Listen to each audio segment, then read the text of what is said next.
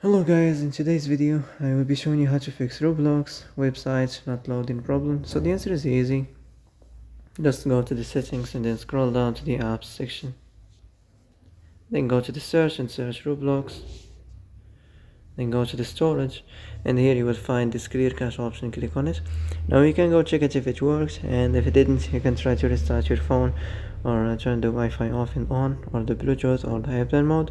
Also you can try to clear data, but be careful. If you clear data, all the Roblox data will be deleted. This includes all files, the settings, the accounts, the databases, etc. So be careful if you wanna clear your data. Well, that's it for today's video. I hope this is the answer you've been looking for. If you like this video, don't forget to like and subscribe. And that's it. See you in the next video.